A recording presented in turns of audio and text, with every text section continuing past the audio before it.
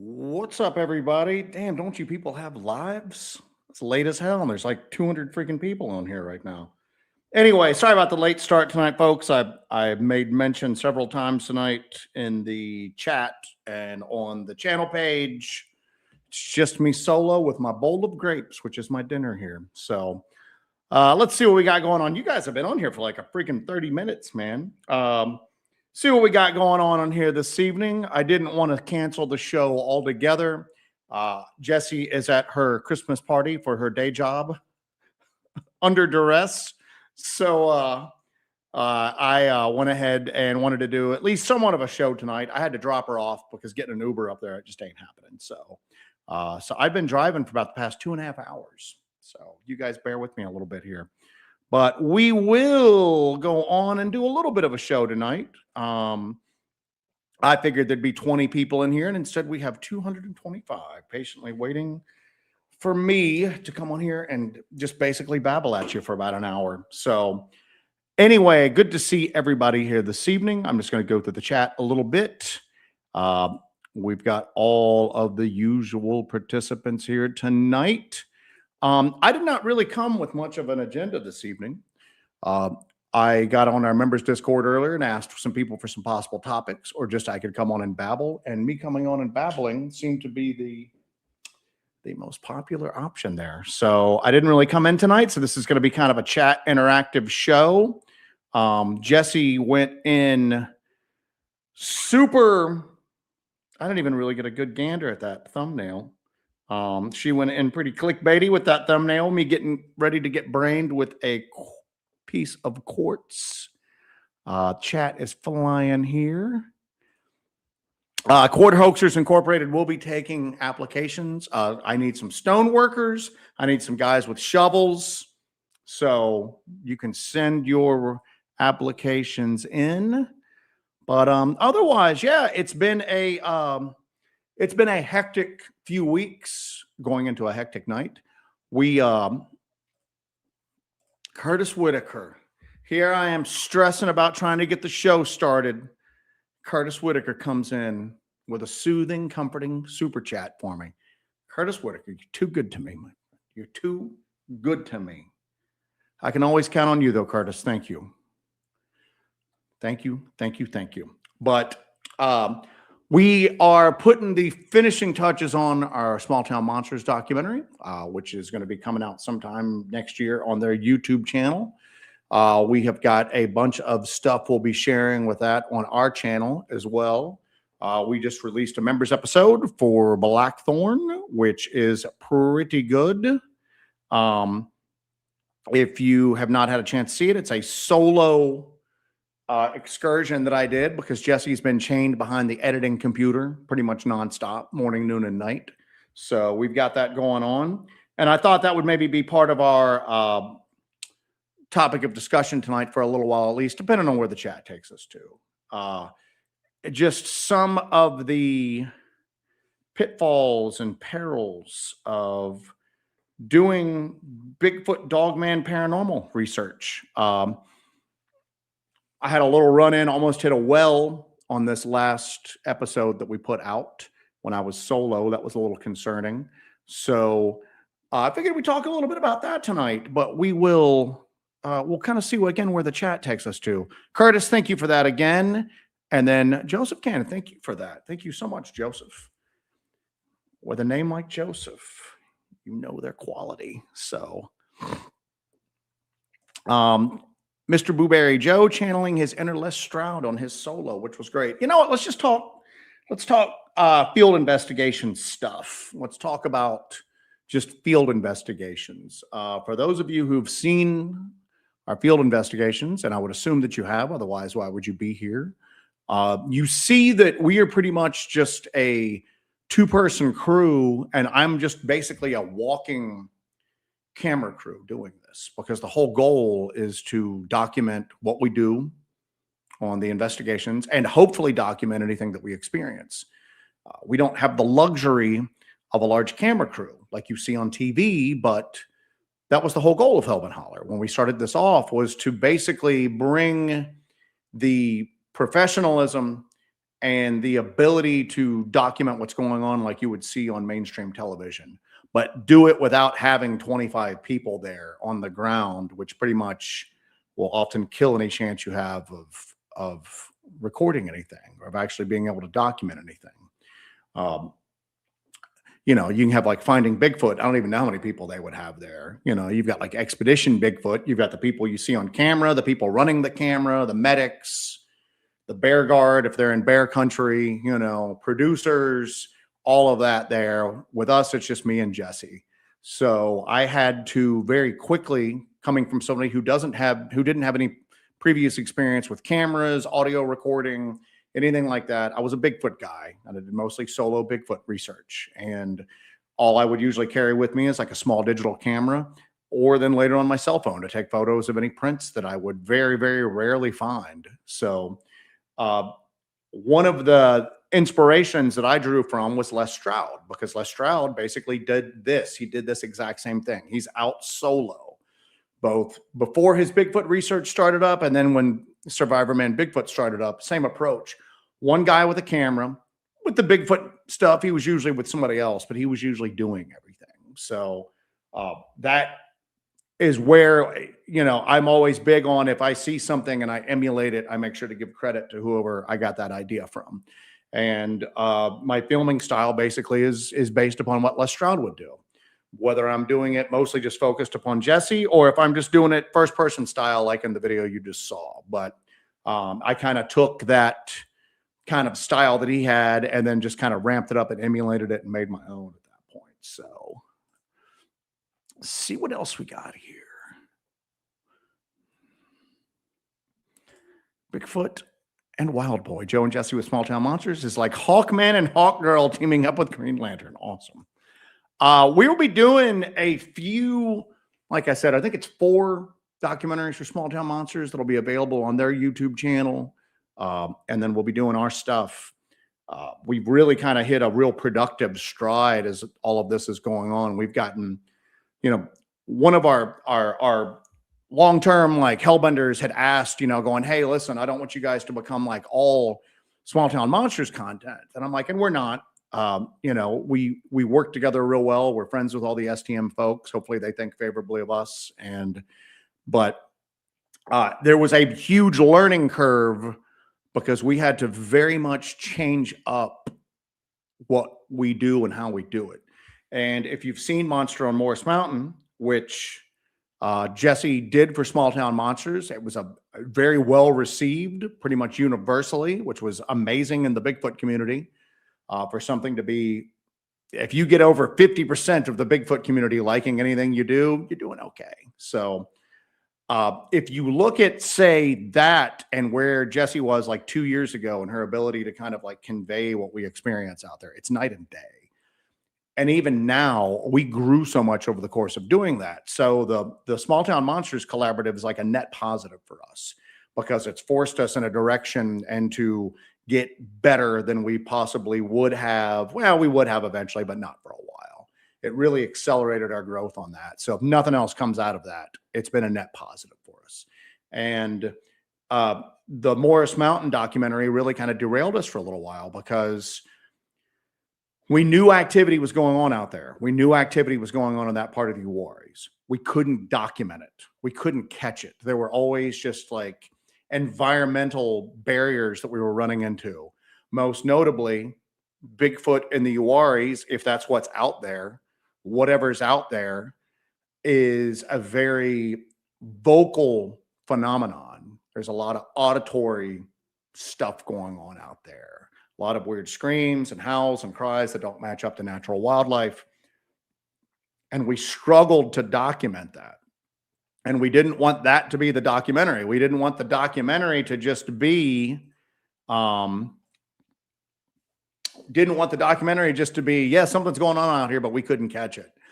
So it took us so much longer to film than what we originally thought of. And then we had so much footage to parse through to give you the highlights, but still give you an accurate representation of what we went through on that. So similar thing to Sumter, the Sumter documentary that we're doing, which is Sumter National Forest here in South Carolina.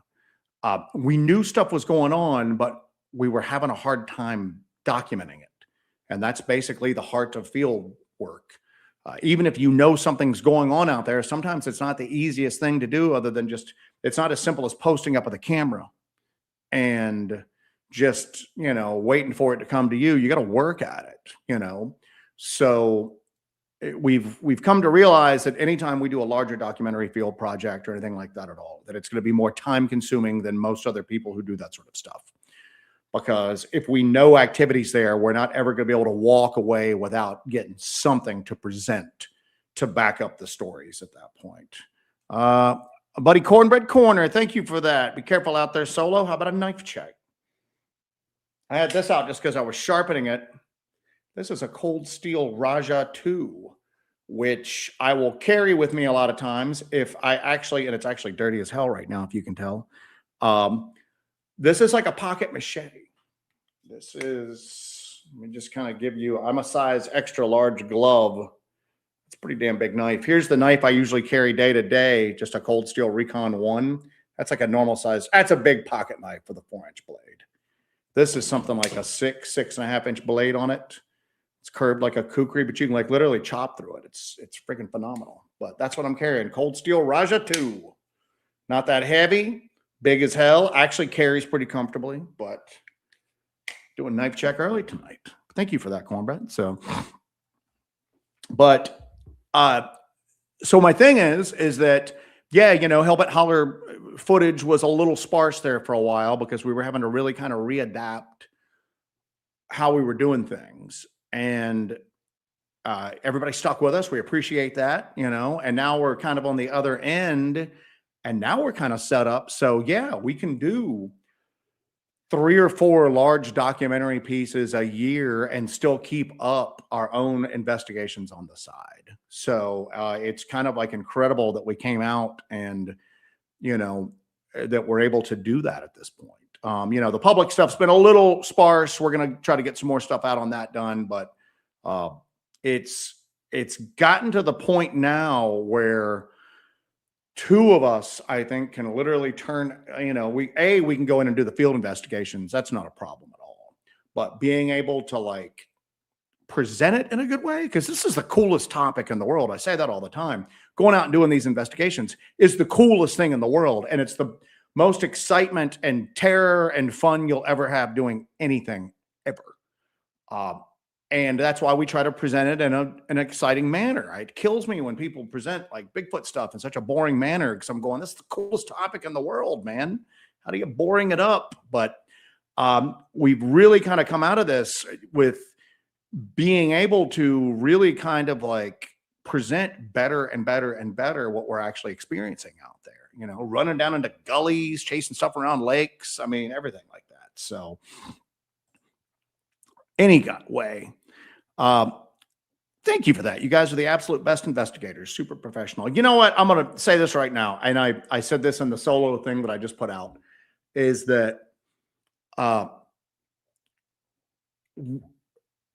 neither Jesse nor I have any of this like knowledge of Bigfoot, like a lot of people kind of like, portray themselves as having, I can see some patterns out there. They're not coming up to my back door eating pancakes, so I don't have that knowledge, true or false, to like, to try to share with anybody. But as far as like just the sheer act of getting out and trying to look for patterns, identify those patterns, follow those patterns, and then try to document the fact that something weird is going on out there, I think we're pretty damn good at this point. I think we're pretty freaking good. And then especially the trying to document it aspect of it. I think we've gotten pretty freaking good at that. So thank you. Just the 2 of you, poor MK. MK's back in the Sumter thing. Now, MK is only usually with us on those big projects. MK is getting ready to launch his own thing here. And matter of fact, let me share that with you all, because I will probably be trying to eat some dinner and be in his chat. But our buddy MK with Strange Backcountry with MK Ultra will actually be going live tonight. And I will probably be over on that chat with him. Here we go. Bear with me, you patient people. There we go. Bam. But you'll see MK doing some of his own stuff. MK's always been into this stuff. MK's always had his own experiences and thoughts on like all of this weird phenomena. And then MK, does a lot of ultralight hiking through the Uwharrie National Forest. So when we decided to do the Uwharrie doc, we, knew him from online, met him in real life, brought him on the documentary, hit it off with him really well. And then he just dove into like field investigations with both feet. So he's got a short bus now that he has maxed out as a mobile investigation platform. He is getting ready to basically be a full-time paranormal and cryptid investigator with like a rapid response vehicle that he can go out into an area. And as long as he can get this short bus in there, he can stay indefinitely, you know what I'm saying? And really do some like really good in-depth field work at this point. So, and I think you're going to see that bus tonight when he does his live stream here. All right, let's see what else we got here. Oh, Ray, welcome. It's been a member for 5 months. Actually, you've been a bit longer, if I remember correctly. I think you left and then came back. Hiya, Hellbents. It's been a bit since being on the live show. Ray, thanks for joining us this evening. Tonight is pretty casual. Mr. Blueberry saying STM is good exposure for you guys. Yeah, that was I think we bring something to the table too for them. Obviously, they've got field investigators, most notably our buddy Alex. But I think that, it's cool when we're out in the field with Alex because we're all very complimentary to one another. We all do this all the time. So we can just kind of mesh in and just go out and like look for weird stuff. And there's not a lot of like growing pains and everything like that. But, we definitely have our own unique flair to it. And I think we bring something to the table, hopefully. But the big thing on this too is that it's not necessarily me because I'm just another white dude with a gray beard hunting Bigfoot. That's not real unique, is it? But Jessie I think she's very unique and she has some singular qualities to her that it's good to have that kind of showcased. She's really good. She's a really good investigator. Okay. She's a very intuitive investigator. She has very good instincts for all of this. And whatever is out there seems like it wants to interact with her more than like me per se. So it's kind of cool to kind of showcase that. You know what I'm saying? One of the things I've always had a gripe with, and this is not trying to be overly PC or anything like that at all, but it's been a pretty regularly accepted thing in a lot of the Bigfoot community, and that the phenomenon seems to want to interact with women more than men a lot of times. But oftentimes, though, women have just been kind of like an afterthought, it seems like they're sidekicks to, the guys doing it. And that's just the way it is, and we can dress it up sometimes, but generally that's how it's perceived. And in this, if nothing else, as far as like this aspect of Hellbent Holler, I'm kind of the sidekick in that, in so much that no matter how I plan things out, I think I bring a lot to the table as far as the equipment and some of the originality and how we approach stuff. But at the end of the day, if I don't have Jessie there, I don't experience anything hardly. I did have something kind of weird this past weekend that I've got night footage that I still got to parse through and hope I got it all. But I just think that some people are more in tune with this stuff than others are. And I don't understand why. I mean, people have theories, whether it's your bloodline or all sorts of stuff like that. But I don't know. But it regardless of why, the what of it is true. Yes, she seems to interact with this stuff more. And if MK is still on the chat, he can probably back me up on that. He's mentioned before that he's like, gosh, I'll go into these areas and I go with you guys and we seem to experience it more often. Well, it ain't me. It's nothing special about me in that regard. So kind of having that out for Jessie and getting that out to a larger audience is pretty good. It's pretty good, I think so. our buddy Pyromedic, one of our ballers, one of our holler ballers, one of the pillars that keeps the Hellbent holler roof on. I think he's talking about the Morris Mountain View numbers. Those were respectable, man. Those were respectable.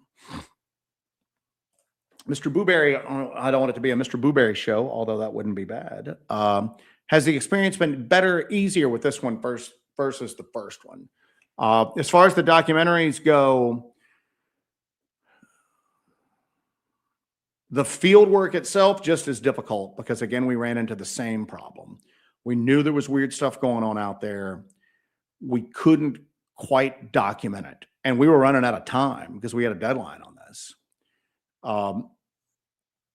And we were already kind of trying to figure out how to present what we had in an exciting way without overselling it, if that makes sense, without trying to present it as something that it wasn't. We had some interesting stuff, but it really wasn't a barn burner. It really wasn't a smoking gun. It really wasn't anything like that. And then, so there was a lot of frustration. And then we started feeling kind of under the gun because you don't want a sophomore slump with like your second big project like that. You don't want people walking around going, that Hellbent Holler, they're okay on a smaller stage, but put them on a bigger stage, they're just a one-hit wonder. And I'll tell you, it was frustrating and it was very difficult. And we were all exhausted and hurt and sore. And we were having some experiences, but when we would come back and like review the footage, we were just going, we look like crazy people going, do you hear that? And then you don't hear anything. But what's weird is that Jesse and I got sick. We caught that flu bug that's going around. And we were going to meet MK, and then we basically out there in the Sumter for another go around. And then we were like, we probably can't. I don't think we're gonna be able to do it. Don't plan on meeting us.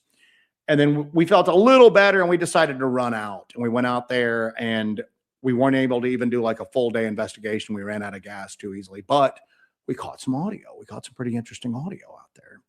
So we decided to give it one more weekend. We met up with MK this time, and that's kind of when everything kind of broke loose. It's almost like whatever was out there was like, okay, I've strung you all along enough and you didn't give up. Now I'm going to show you a little something. And we were able to capture some weird stuff. That last outing is when we heard that door slamming shut sound in the woods from like a little patch of trees 25 feet in front of us where there was no vehicle at, or there's no damn door there that we could tell, but we heard that sound. And that was at the very end of it. You know what I'm saying? After that, we were like, all right, it's given us something. And now we can kind of just get back and start to kind of go through the footage that we have. So, all right, see what else we got here. Quartz check. Jessie showed on her little private live stream the other day. Everybody knows we've been finding, we find quartz in some of these active areas. In Blackthorn, we find quartz up in trees, quartz on stumps, quartz on fallen logs, quartz arranged on the ground, and we've never known what the cause of it was. I found what I thought was a triangular piece of quartz on the ground, and Jessie actually pulled it up, set it out, and I'm like, that's like a full-blown pyramid-shaped piece of quartz that was partially buried. So on my last outing there, I found some quartz that was kind of shaped, and part of it, Jessie had found a little piece of quartz, and I think she had it in here. Yeah, she had it in here still. It was almost shaped like an arrowhead, jutting. It was literally like that on the ground. The base was on the ground. The sharp point was up. I picked it up and I immediately go, hell, that looks like elf shot. If you're familiar with like the Fae folklore. But we found a piece of quartz that wasn't as milky as that. It was redder, that had like a triangular piece chipped out of it. And then on the back, you could almost see indentations where it almost looked like something or someone was trying to chip another piece out. And it's weird. I brought it out. I mean, I don't know anything about napping of flint or quartz or anything, but to me, that doesn't seem like the most practical way to do an arrowhead. The most practical way to me would be start with a larger stone and then just chip away with it until you get this. But it was just very weird, very, very, very weird. So yet it is another piece of quartz that has ended up on the shelf at our home at this point. So, all right, let's see what else we got here. Cornbread again. Thank you, Cornbread. Damn you. Appreciate you. Hey, Joe, do y'all's coworkers know what y'all do at Hellbent Holler? Their reactions. Yeah, because here's the deal. Over the past,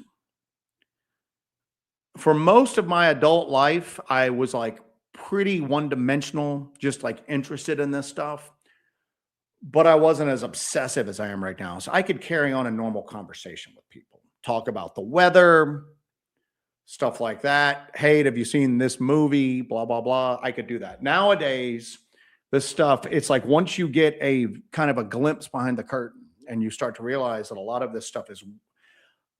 I was on the fence about Bigfoot. I maybe had a Bigfoot sighting when I was a kid that I've talked about, but I wasn't sure whether that was real, if I'd been hoaxed, if I dreamed it. I just wasn't sure. But that's what started me on the whole Bigfoot path.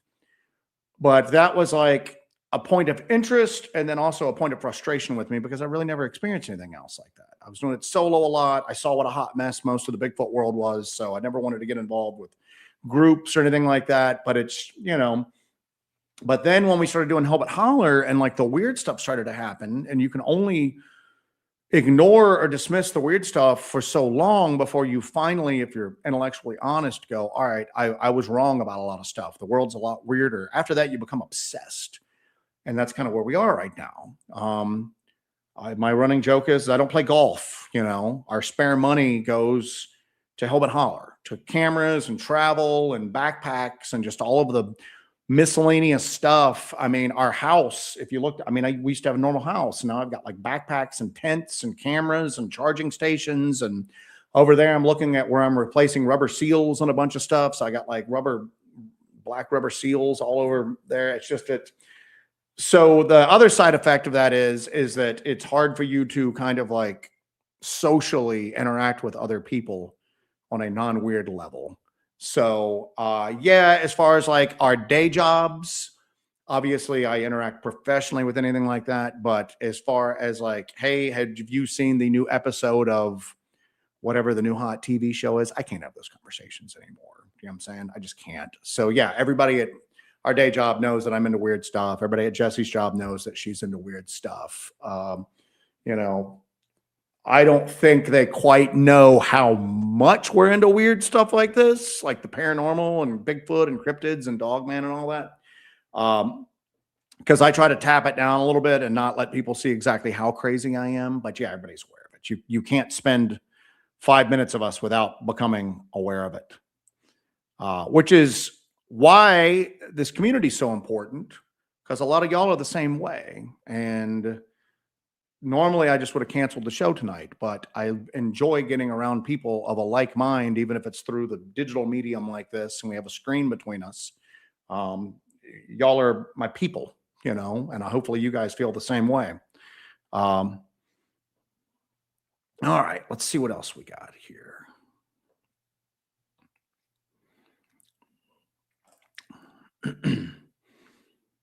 All right. One thing I did want to mention, and I wanted to wait till we had a pretty good amount of people on. Dewey Edwards, good friend of the show, the Deuster. He built our helmet.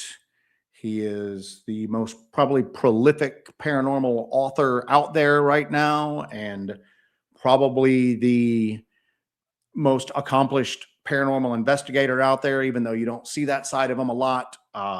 His daughter's in the hospital, not doing very well. So if you guys could take a moment to say a little prayer for Dewey and Dee Edwards and their daughter. We're kind of looking for a miracle at this point, but his daughter's not doing too well.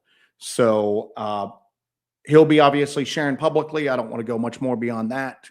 But if you could, let's all get together and send out some positive mental energy, no matter what your background or your beliefs are, that the Deuster and Stitch Witch's daughter is able to all of a sudden get a little heavenly touch upon her shoulder and turn the corner here. We could all use those prayers if you don't mind. And I'm going to probably end the show with another one of those as well. So, but we're thinking of you guys, and hopefully all of you out there will kind of bend some mental energy towards it as well. All right, let's see what else we've got here. Everybody talking about MK's just hijacking our chat, man. We might have to rethink this MK alliance here if he's can't have him eclipse us, you know. But Joe, can you reenact the moment of the maniacal laugh from your solo? On my solo outing, if you have not had a chance to see it yet, there's a part of Blackthorn that we have gone to before that there's an old hearth and some like metal junk. There was obviously a homestead, not a larger plantation home that used to dot that area, but more modest kind of homestead. It's choked out with vines, like insanely. And I'm talking very mature wild grapevines that are thick, that are just choking everything out in there. And it's always felt like whatever badness is out there is kind of centrally located in that particular area. And I went in there solo and I'm fighting my way out. It's very difficult terrain to move through, even in the wintertime. It's impossible to go in there in the summertime, in the warmer months. It's just too thick. And I'm talking the vines are like as thick as your wrist through there a lot of times. So it's very difficult to move through. And you always get like a bad feeling in there. And I know that that's subjective and that doesn't mean anything to you. It's just another person talking about a bad feeling. You can see that on every ghost show you've ever turned on Travel Channel, but it's got a bad feeling. And I'm not usually very like, I'm not as perceptive as like Jesse and other people are. I'm kind of dull in that regard. I'm not very in touch with that sort of thing. So for me to feel it, it's bad. And I was trying to get out of there and I'm fighting like every way to go seemed almost impossible, but I found one little path. And then I realized that little path was leading me right towards an open well. I happened to see a square like opening beneath some grass and some weeds there. And I realized that it was an overgrown well opening and then I was going to run right into it. And now I had to kind of back out and move around. It was the weirdest thing, man. It was the weirdest thing. It might've just been my mind playing tricks on me or whatever, but I was hurt. I had a twisted ankle. I got hurt in the Sumter and I just haven't really had a chance to really kind of stay off it and heal. So it was kind of a struggle for me and I was struggling getting out of there. But when I finally got out, I just had this moment where I felt a feeling of relief that I was out of there and that I didn't fall down the well. And I had a feeling where I felt like disappointment emanating from that area around the hearth, like this kind of anger and disappointment that I was out. And I just kind of chuckled and said something to the effect of like, you ain't getting me, you ain't catching me. That's all there is to it. And I guess my chuckle kind of weirded people out a little bit because I basically was just talking to myself when I said that because Jesse wasn't with me for that. All right. City Witch, we need more women. And there's a lot of women that are involved in this stuff. You know what I'm saying? Don't get me wrong. There's a lot of women that are involved with Bigfoot stuff. But one of my gripes has always been, and maybe I'm completely wrong in that. You know what I'm saying? Maybe people and even some of the women that are involved with this would tell me. I know we've got some really big names for it, but it's just, I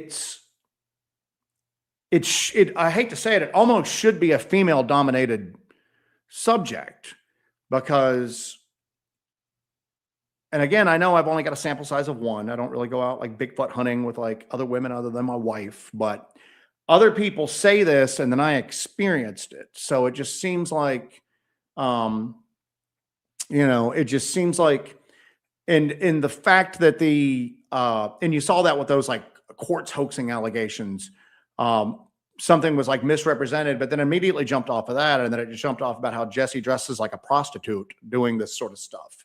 And I'm just going, you wouldn't hear that, Alec, those kind of like accusations thrown against a guy. So, and again, I'm not a very PC person, but you can't argue with what you can't see. So Ray, thank you for that. Contributing to the cause. We will put that towards the cause. I'm currently rehabbing some of our stuff. Like I said, I've got some rubber gaskets over there that I'm going through and replacing stuff with a little bit at a time. But MK is getting ready to get a crash course in this. It's hard on the equipment. You know what I'm saying? So it is hard on the equipment. It's hard on us. It's just, going through the consumables like batteries and rechargeable infrared lights and boots and socks and stuff like that. I mean, when you're out every week doing this stuff, that stuff starts to do it. So I appreciate that. That's going right to the fund there. And that's followed by our buddy Miranda. Joe, you're doing a great job. Hellbent Holler couldn't go on without you. You know what? It couldn't. It's I rarely encounter anything weird when I go out solo. And that's just the long and the short of it.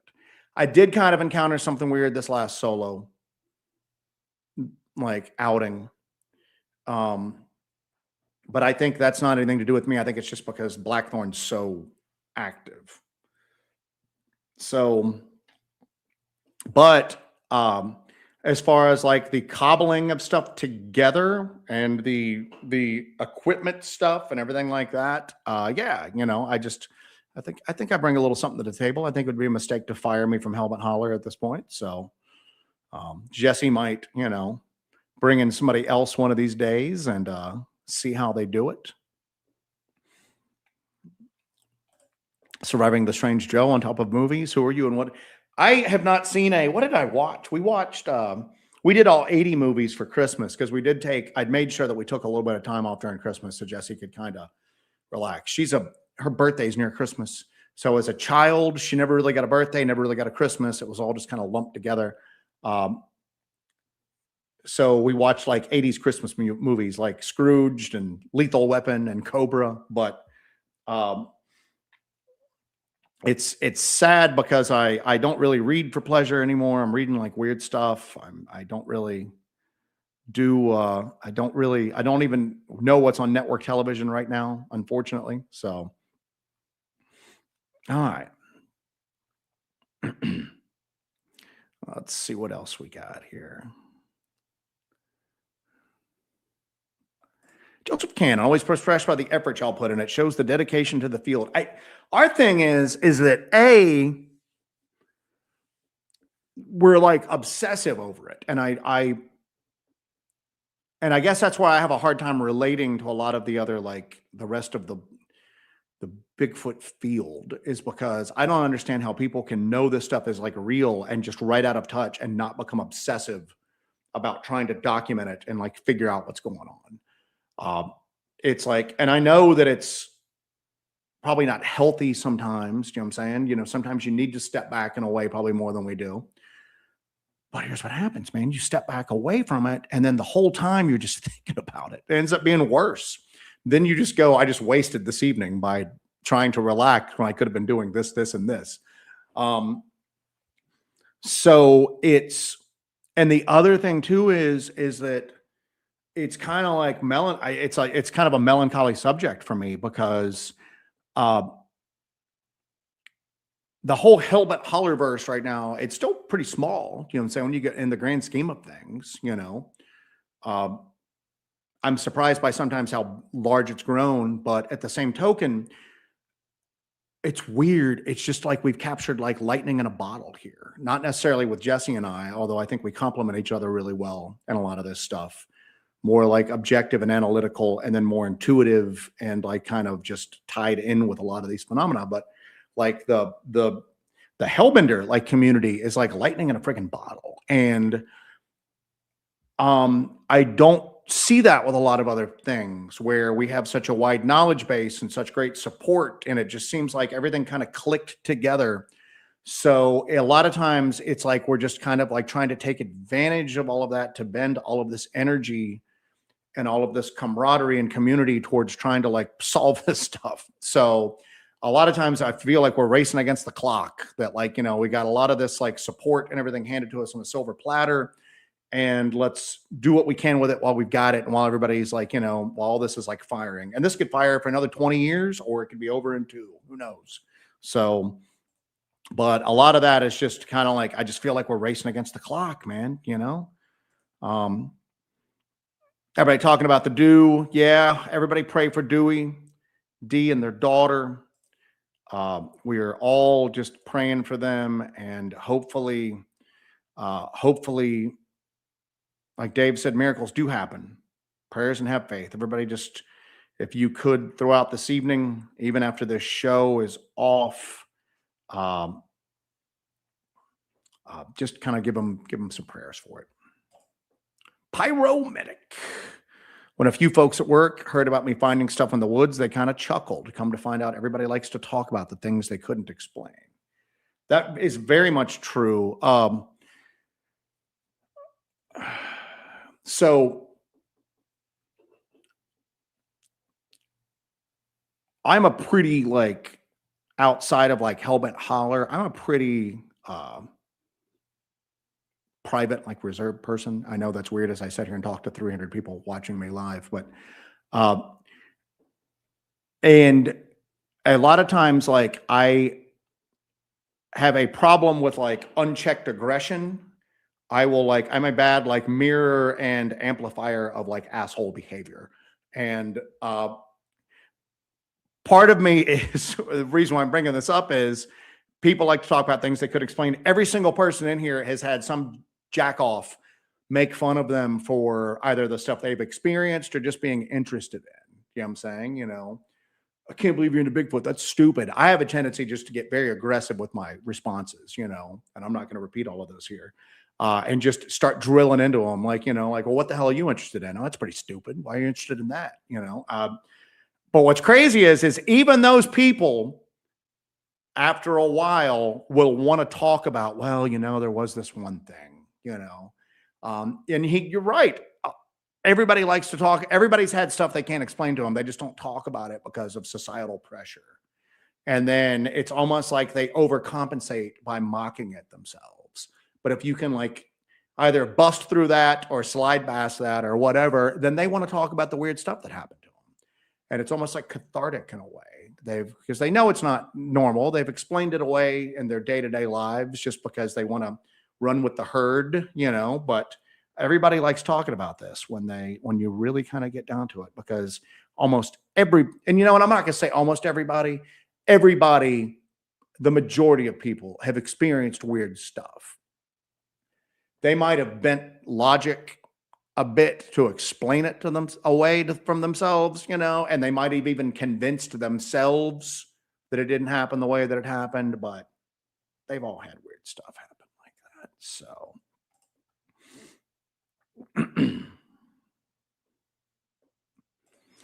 if you know where Blackthorn is, please do not, and then you know that, but that is the downside with this, is that even well-meaning people can wreck an investigation. And unfortunately, we have not always encountered well-meaning people with this. There's some physical threats that go along with doing this. There are other little things that you don't want to deal with real-world consequences for having people show up with bad intentions. So, buddy JD Smooth, are you guys investigating near Spearfingers territory? Not yet, but Jesse has a Spearfinger is like a very like gruesome Cherokee, you know, legend. It's part of Cherokee lore.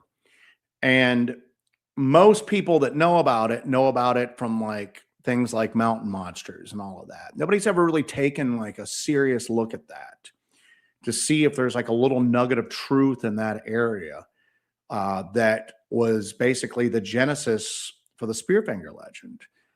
People can take whatever stance they want on like Native American and indigenous lore. You can dismiss it. You can embrace it wholeheartedly. You can do whatever you want to do with it. All I can tell you is that in areas where we're at, that the Cherokee have legends of weird stuff going on, we go in and experience that weird stuff for ourselves, sometimes almost verbatim to how they described it. So the legend of Spearfinger, who is a Cherokee witch. Cherokee witches are kind of, sometimes they're feminine, you know, like a European witch, although there's male witches, I know. But Cherokee witches are almost like evil supernatural entities. Do you know what I'm saying? A witch is not necessarily like a practitioner of magic. Sometimes they're just like a supernaturally gifted negative like entity.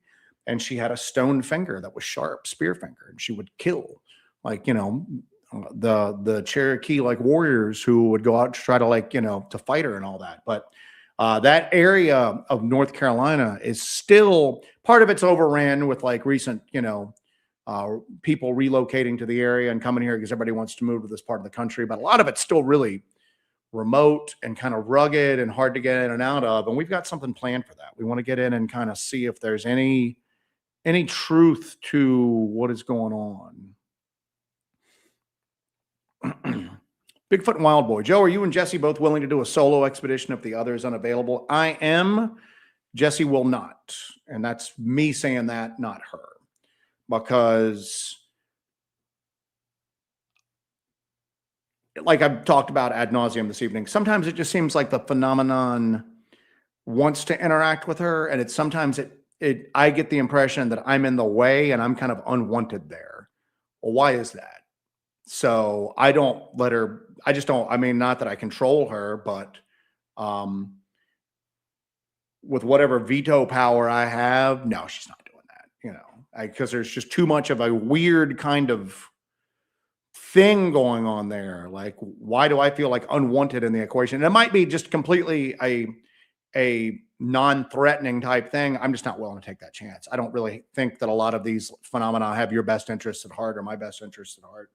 I'll do it because part of that's an experiment to see if I can have anything happen while I'm not with her. And we'll do some stuff. We'll split up and everything like that. But let's see.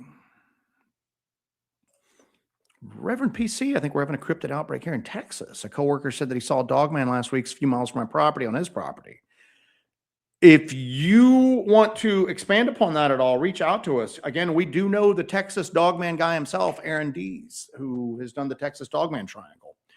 That is one of our bucket list spots to get out into like the Texas Badlands and do some dogman hunting down through there. So,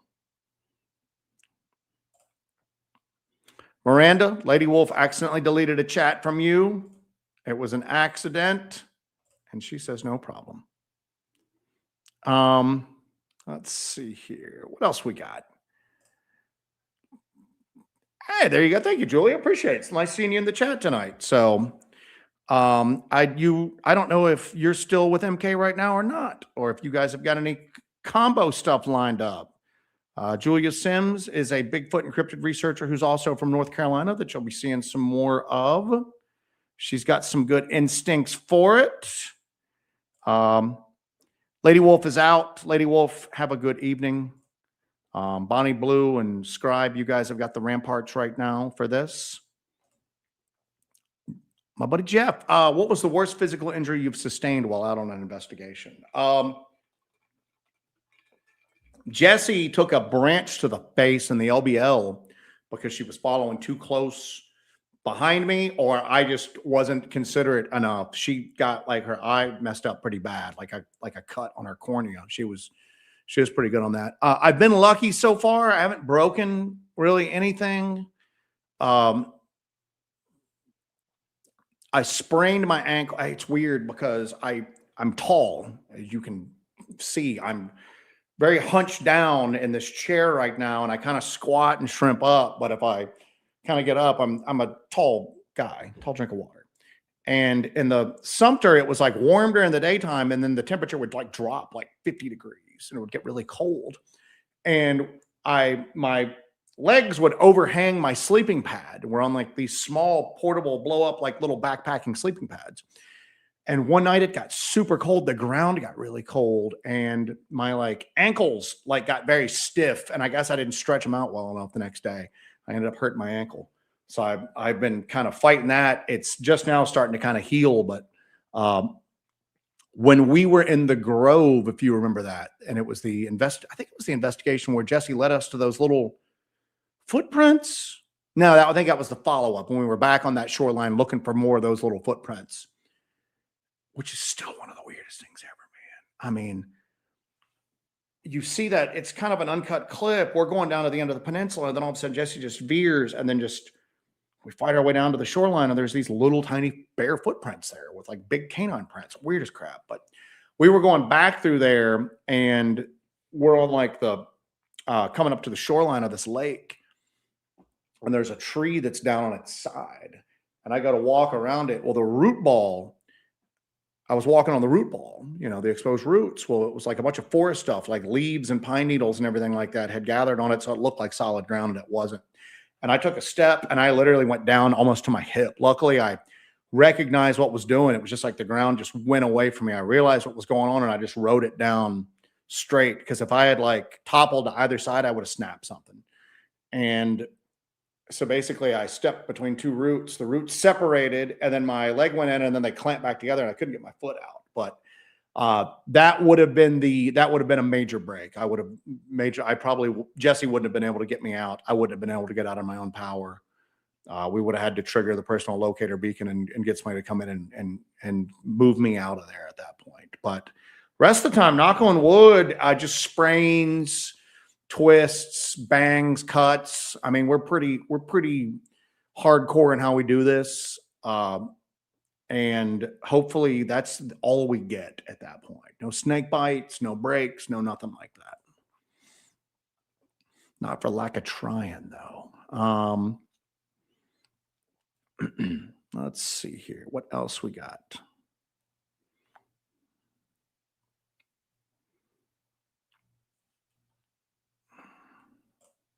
Appreciate that. Nothing worth watching on TV that outshines your investigations. That was the goal of like Hellbent Holler. That was the main goal, is that we saw that the stuff that was like had a good presentation was network television stuff.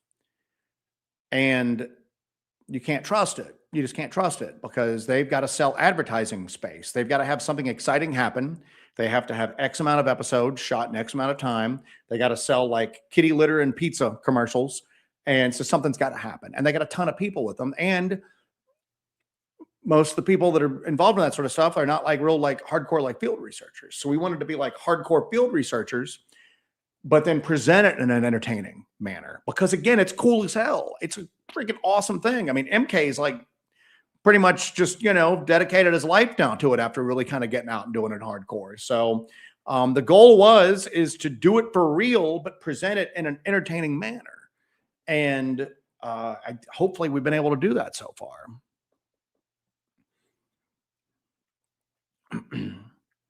All right, let's see what else we got. I'm just going to be kind of, but some of the, as far as like the injuries go, some of the other dangers for this is it's dangerous, man.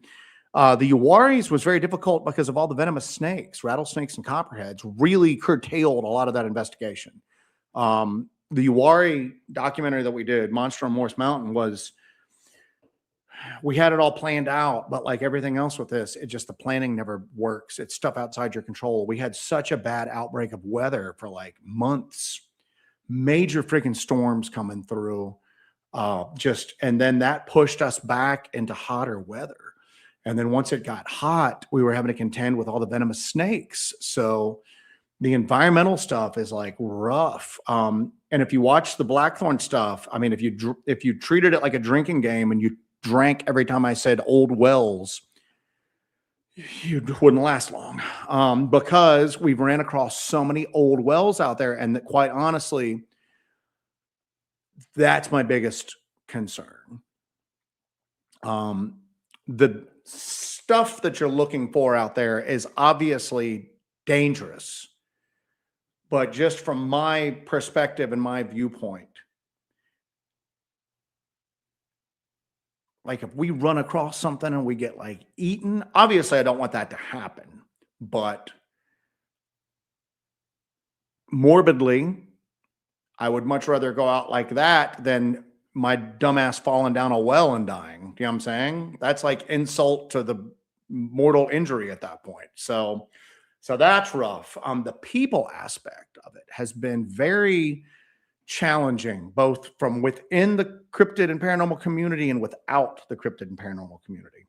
Obviously and when I say community, there's no community for this. Okay. There's dozens, if not hundreds, of smaller communities that are all basically interested in the same thing. You know what I'm saying? I'll get on like somebody else's like live stream. I won't know anybody there, there's but when I say the community, the amalgamation of all of those like smaller communities. you get some pretty weird people who kind of throw. That's why we had to step away from a lot of the LBL stuff for a while, was some of the characters involved with that and the propensity to throw threats around and act weird and act crazy and unhinged. But outside the community, there's a people threat as well. It sounds crazy, but there are organized cult and occult groups that operate in wilderness areas because of the anonymity and the secrecy that it offers them. That's also true for ever-growing criminal activity, and it's not just the cartels, but you know, it seems like when COVID hit and everything was shut down, and outdoor activities kind of exploded because people could still go and do that. Well, sometimes you'd have people who'd maybe really never been outdoors before who were involved with kind of shady criminal activity that all of a sudden went, never really thought about it. Nobody's really around down here normally. I can get up to some nonsense. We've ran into that more often. And it does seem like at least in the South, some population centers are blowing the hell up. Some rural areas are blowing the hell up. But it seems like other areas that are kind of rural and remote are almost like regressing to a certain extent. It's almost like evolution's taken a couple steps back, and especially civilized behavior is taking a couple of steps back. So the people aspect of it is something that we worry about a great deal as well. And then not to mention just the stuff we're looking for, man. Sometimes it's like kind of malevolent, mischievous like behavior that you encounter. And then other times, I mean, we've been bluff charged. We got on camera. We've been growled at from like a line of bushes by something big. We caught that on camera. We've caught stuff on thermal that's extremely sizable. That one thing that looks like either a Bigfoot or a 7-foot tall naked hillbilly standing on a hillside, the way it moved through the brush, I mean, it could have had us in no time at all. Or, it had the ability to get away from us very quickly and very quietly, which means that it had the ability to come at us very quickly and very quietly. So you've got the dangers on that as well, man. It's not really, and it's fun. Don't get me wrong. It's addictive. I mean, about once a month, I decide I'm quitting, of varying levels of that, but it just sucks you back in. Cause what the hell else am I going to do right now, man? Go bird watching,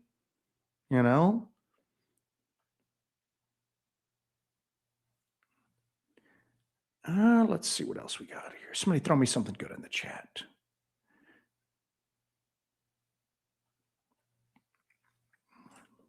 Bruce Beaver, if you don't take the native lore to heart, then you're asking for trouble. And what's crazy is that, Native Americans are not one monolithic people. You may have one indigenous group that sees Bigfoot as like a forest brother, and another indigenous group that's the stealer of women and children, and even within, and JD, if he's still on the chat, he can back this up. We're in the area of the Cherokee and the Catawba, and a friend of Jesse's mostly, but that was kind of like a good reference for us. His father was a Catawba elder and is extremely knowledgeable on a lot of the local Native American folklore, both Catawba and Cherokee. Doesn't believe in any of it in the slightest. It's just a tradition that he has taken it upon himself to kind of preserve for future generations. Doesn't believe in any of it in the slightest. Doesn't believe in any of it in the slightest. His son did. His son's passed away now, but his son did. His son had personal experiences and really believed in it. But even like a Catawba elder, it was an important cultural preservation, but he didn't really think these things were running around the woods. So even then, it's not monolithic. It's not uniform.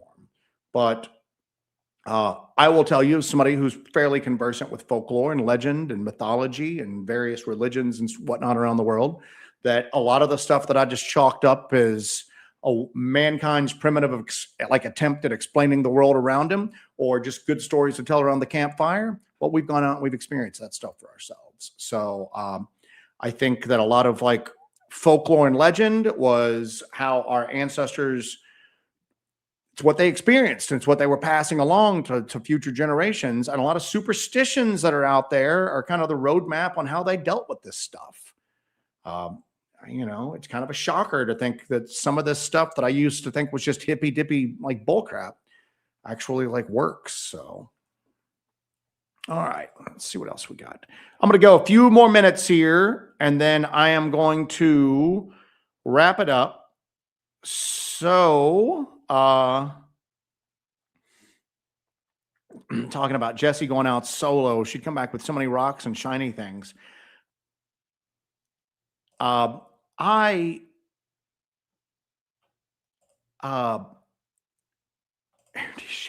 out. Eric, I lived in the Cherokee capital of, I can't pronounce that, I'm sorry, Tahlequah, Oklahoma for a while. Very familiar with the Spearfinger lore. That's very fascinating to me. And I mean, we found small little structures and small footprints in areas where like the Cherokee Little People, the Yunwi are supposed to exist. I mean, how do you explain that? And people can go, oh, that's just juvenile Bigfoot. I'm like, well, where are the adults at, man? There's no big footprints through here. It's just small ones. It's like a Bigfoot Lost Boys like situation going on out there that I talk about. So, all right, let's see. Richard Sharp, are your first aid kits comparable to the investigative equipment that you two are doing? Yeah, I've got first aid training. Jessie has wilderness first aid training because she, like everything, dove in. She got that at the survival school that she attends. But we carry tourniquets. We've got like a expedition sized first aid kit in the vehicle. We carry personal first aid kits with us, trauma packs, everything like that. We understand that if we get hurt out there, yeah, we've got a personal locator beacon, but help ain't getting to us anytime soon. So, all right, let's see. Let's get on down here and see what I'm wrapping it up in a couple of minutes. Abbreviated show tonight. I appreciate you guys. Like, we had over 300 people tonight. I wasn't expecting anything. You guys are, I'm glad you guys showed up to hang out a little bit.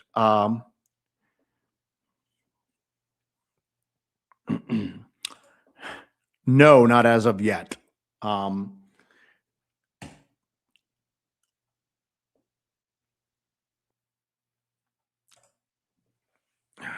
Dog. Joe, you've said that when you carried holy water in your pack that the activity slowed or stopped. Ever thought about bringing someone to Blackthorn to prove that theory? What I'm afraid, here's like a constant fear that I have.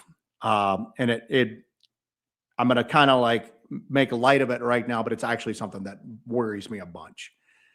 The last weird paranormal cryptid thing that Jessie and I experienced could possibly be our last ever. You're so not in control of any of this stuff. And you can do everything right and you can go everywhere right. And yeah, Jessie seems to have a connection to some of this stuff, but the last thing that we encountered could be the last weird thing we ever encounter for the rest of our lives. And every trip out into the woods or to weird places could just be a walk in the park after this. That, as much as I complain about this stuff, sometimes that worries me. And at Blackthorn, it has been so varied and so consistent.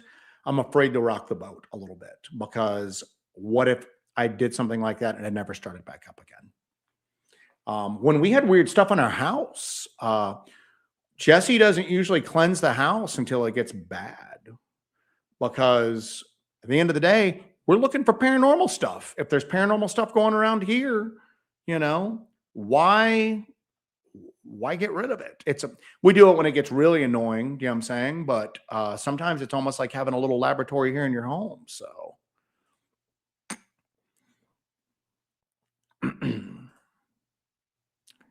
all right. H. Smith, a mountain lion killed a hiker here a few days ago in Colorado. Very rare, but spooky.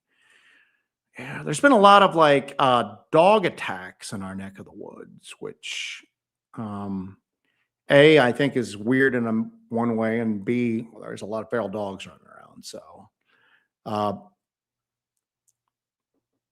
going to scroll down here to the bottom of the chat. Bigfoot and Wild Boy, do you guys have a plan for what to do if y'all stumble upon a group of weird ritual people who make a move to detain you? We carry protection in the woods. So, and if,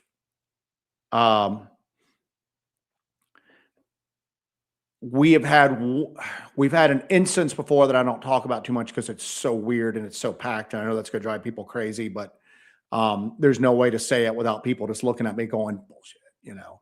But that I was just like, here are the keys, go to the car, Jess. You know, I'm going to deal with this. But we've had instances like that. It doesn't happen all the time, man. I mean, even really look at what we've experienced. A lot of what we've experienced, it's subtle, it's fleeting, it's hard to capture. I mean, we're not getting attacked by like hordes of like rakes or like Bigfoot tribes like every time we're out.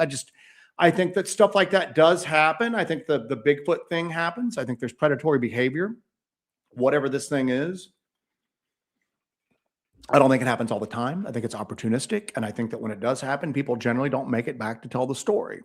But most of what you experience is kind of what we experience. Weird audio, weird thermal, weird lights. I mean, it's weird. It's paranormal. It's beyond the normal. But I just think that the big stuff that people throw around so casually and all that sometimes, you know, it just doesn't happen that often, you know. So, all right, let's see what else we got. I'm getting ready to call it so that people can hop over. I'm going to share the link to, maybe I'm going to share it, to MK's little fiesta. I'm going to be eating while I'm on there, but I'm going to be on the chat for a little bit. To make up for this, I'm probably going to do an extra show over the next week, just to be able to kind of make up for all of it. There are reports here. I've seen one like twice where we used to live at when we were actually in the holler, like Hellbent holler. We were living in the holler. I saw one twice and they swore up and down. Everybody swore I was crazy. But eventually a local supermarket picked it up on their like security cameras, and one of our neighbors picked it up on their security cameras. So anyway. All right, folks. Have you ever recorded paranormal activity in your own home? We've experienced paranormal activity in our own home. The house we're living in right now is like 100 and, I don't know, 10, 120 years old. And there have been a few deaths in here. Here's the deal. No matter where you're at, there's been a few deaths there. Okay. People have been living and dying all over the world since there have been people. But Jesse has a propensity for grabbing little things from like charged areas and bringing it home, and that don't help. So yeah, it's been real quiet here actually. Jesse thought she saw something in there, but here, I got to be honest with you, I've never felt anything threatening or dark or anything like that on. I'd like to keep it that way. But as far as it's weird that you say that, because a couple of times I've been tempted to like leave a digital audio recorder out in my house, like while I'm asleep or while I'm gone. I've never done it. And do you know why? Because I don't want to be uncomfortable. It's just like little weird lights and like seeing something out of the corner of your eye and deal that with. If I get like a demonic voice saying it's going to kill me in my sleep, I think I'd rather not know. So anyway, we are going to wrap it up here, folks. What do we got on the horizon? You're going to be seeing some more solo stuff from me. I'm going to have some stuff out publicly here soon. Jesse's going to be working on the Sumter documentary that'll come out on the Small Town Monsters channel, available for everybody on their channel once it's done, just like the Uware one was. But if it says I'm back city boy, I'm done. I'm leaving. I'm moving out of the state. So that is something that I've got to do before it gets warm, is I've got to go back to the city boy cabin and just, I guess I don't want to, but damn, it's driving me crazy. I got to see what's up. So anyway, thank you all for joining us tonight. I am going to wrap it up here. I'm going to eat some of my dinner grapes, and then I'm going to hop over to MK's show. And then I got to stay awake until I go pick up my wife from her from her Christmas party. So I'm dropping MK's link one time over. Hope a bunch of you Hellbenders come over, support one of our fellow weirdos, and I am out. You wonderful people. Thanks for joining me tonight. Had a fun.